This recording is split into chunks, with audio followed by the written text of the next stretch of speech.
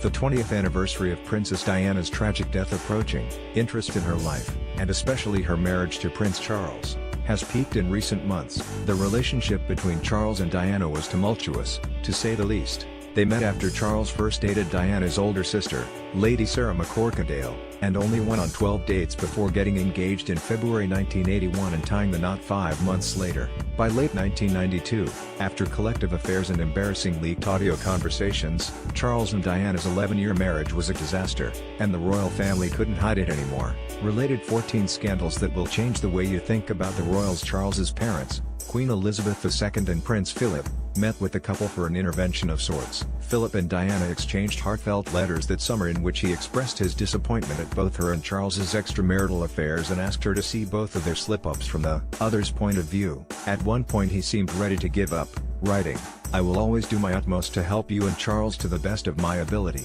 but I am quite ready to concede that I have no talent as a marriage counselor."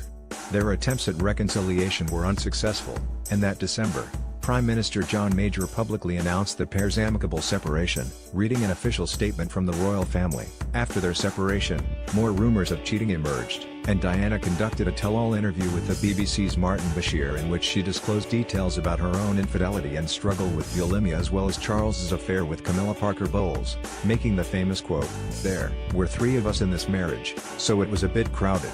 Ultimately, Elizabeth gave up too, likely fed up with doing damage control for Charles and Diana's cheating scandals and the blowback from Diana broadcasting their business. She sprung into action. On December 20, 1995, Buckingham Palace announced that the Queen had written separate letters to the couple ordering them to divorce ASAP, an unprecedented move at the time. After considering the present situation, the Queen wrote to both the Prince and Princess earlier this week and gave them her view, supported by the Duke of Edinburgh, that an early divorce is desirable.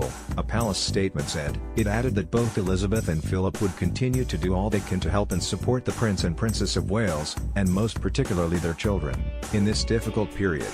Charles agreed formally in writing soon after, but it took Diana until February to announce her agreement after negotiations with Charles and representatives for Elizabeth and until July for the couple to agree on the terms of their divorce. Queen Elizabeth reportedly wanted to let Diana keep the style of Her Royal Highness, but Charles was adamant that she give it up. Their divorce was finalized in August 1996, but some drama surrounding her title ensued. Queen Elizabeth reportedly wanted to let Diana keep the style of Her Royal Highness, but Charles was adamant that she give it up. Instead, she was given the title Diana, Princess of Wales. The loss of the honorific separated Diana from the rest of the family in such a way that she had to curtsy to those that had it, including her own children. Heartbreakingly, a 14-year-old Prince William is said to have comforted his mother after the loss of her title by saying, "Don't worry, Mummy, I will give it back to you one day when I am king."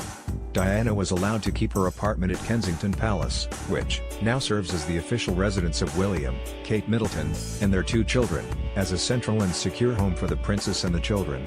She was given access to the royal family's jets and was able to use the state apartments at St.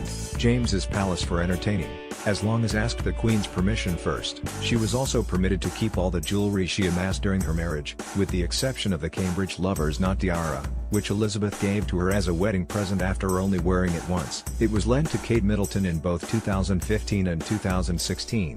Related, Prince Harry will literally need a permission slip to marry Meghan Markle. Buckingham Palace publicly stated that as the mother of heirs to the throne, Diana would continue to be regarded as a member of the royal family and will from time to time receive invitations to state and national public occasions at the invitation of the sovereign or the government. She and Charles were granted equal access to Prince William and Prince Harry, who were 14 and 11 at the time, respectively, and the boys alternated holidays with each of their parents when they weren't attending boarding school. Things seemed to be civil between Charles and Diana as they worked together to co-parent their boys after the divorce and up until Diana's death in August 1997. During an inquest into the tragedy, in January 2007, Deputy Coroner of the Queen's Household Baroness Butler Sloss said, "I am satisfied that at her death, Diana, Princess of Wales, continued to be considered as a member of the royal house."